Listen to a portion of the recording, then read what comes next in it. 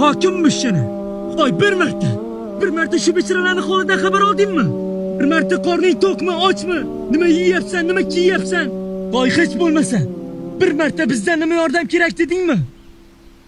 Noinsof kattog'i bekordan bekorga aytmadi o'zi. Yurt kasbiga sodiqlar bilan obod deb. Sendagilar bilan obod bo'larmidi?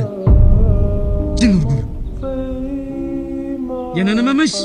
Muzlatgichingda nega achigan ovqatlar yotibdi? Axlatga tasha. Nega tandiring qora? Nega kartoshkalaringning po'chog'i yerda yotibdi? Uyimga borsang xaladelligim bunaqa. Qorni och bilan qorni to'qni nima ishi bor degani shu bo'lsa kerak-da.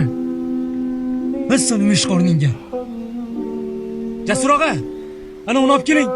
Bu bechoralarning uyida gaz bo'lmasa, to'k bo'lmasa, kechki payt qiynalishsa. Hech bo'lmasa menga qara. Hech bo'lmasa hayotingda bir marta kitob o'qiganmisan? Hattoki shu yerda ham yozilgan. Mana, aqlli inson gapirishdan oldin avvalo tafakkur qiladi.